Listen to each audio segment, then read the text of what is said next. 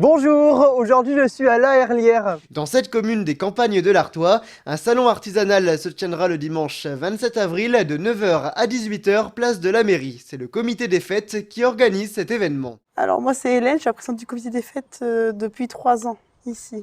Qu'est-ce qu'on peut dire du comité des fêtes?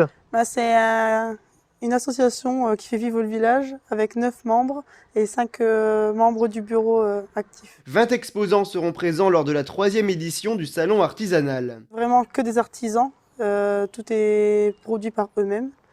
Donc on a essayé de prendre local. Du village, il y a Sandrine Labisse avec ses bocaux. Après, on a des personnes qui sont un peu plus éloignées à Tinques avec la bière qui était primée médaillée d'or au salon de l'agriculture de cette année.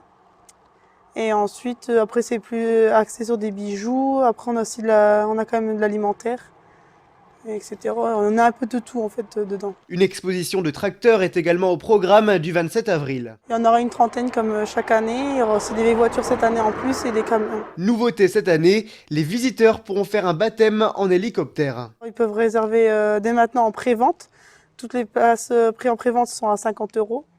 Et toutes les personnes qui ont pris en pré-vente font partie d'un tirage au sort pour faire partie d'une tombola, gagner un panier garni. Et après, le jour-là, les gens peuvent aussi également prendre leur place, mais ça sera à 60 €. Les baptêmes en hélicoptère seront à la sortie du village. Pour celles et ceux qui aiment la marche ou le VTT, des parcours sont prévus. Les parcours, ça sera le départ et arrivée au même point sur la place de la mairie. Les parcours marche, ça sera 6 et 12 km proposés. Et VTT, ça sera 20 ou 40 km proposés. Avec un départ à quelle heure? Entre 8 h et 11 h, selon les gens, ils partent à l'heure qu'ils veulent. Et là c'est payant? Comment ça se passe? Oui, c'est payant. C'est payant pour la marche et pour le VTT. Mais il y a des ravitaillements au départ et à l'arrivée. Le midi, il sera possible de manger sur place. Alors il y aura une friterie et une pizzeria sur place le midi. D'autres événements se tiendront dans les mois à venir. Il y aura le 14 juillet qui sera forcément au mois de juillet. Et ensuite, on aura la Ducasse en octobre pendant 4 jours. Pour le 14 juillet, qu'est-ce que vous prévoyez?